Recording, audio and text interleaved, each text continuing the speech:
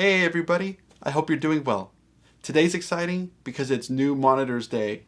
I wanted to quickly shoot this video to get my initial reaction and some quick impressions for these monitors before my ears adjust to them. So for the past year and a half, my main monitors have been the Atom T7Vs, and I love them. My ears are adjusted to them, they sound great in my room, but I also knew that I wanted to upgrade. I didn't know if I would go with the Atom A7Xs or maybe even the Atom S2Vs, which I hope to eventually review at some point. But I had also been looking at the Genelecs. The 8040Bs are pretty much what I'm used to in mixing with a 6.5-inch woofer, and I just thought that they'd be really great to upgrade to. I found an excellent deal online and I went for it, and I'm gonna now capture some of my first impressions, so let's get started. As far as first impressions go with sound and tone, there were two main takeaways for me.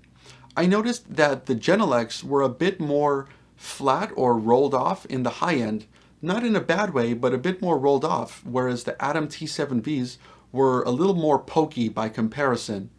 I also noticed that with the Genelecs, there seemed to be a lot more detail in the low mids and in the high mids.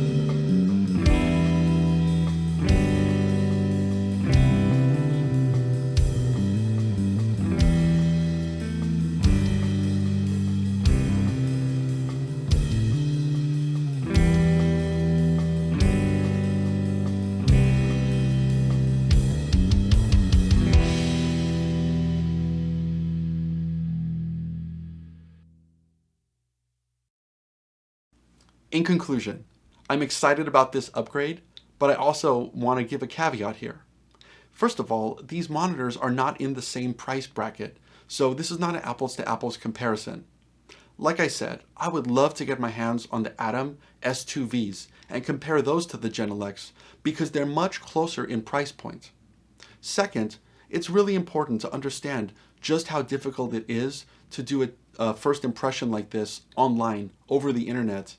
Not being in this room with me and not capturing the microphone sound in a very scientific way, where you're measuring the amount of distance between all of the speakers and the tweeter and the ribbon. It gets difficult. And third, everybody understands and perceives sound differently. So what sounds good to me or what I might hear could be significantly different to you, and that's okay. Well, I hope that's helpful. And until next time, take care.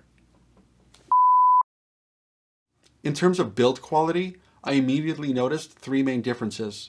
The Genelecs were smaller, they were significantly more heavier, coming in at around 20 pounds each, and the material used in the Genelecs was significantly more robust.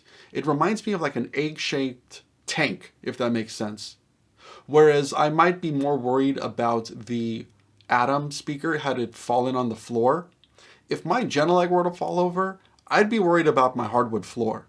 It would make a dent.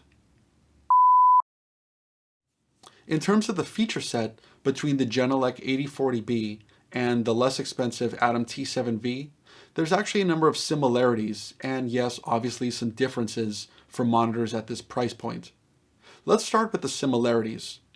Both of these sets of monitors are rear ported, so wherever possible, you'll want to keep them away from your back wall.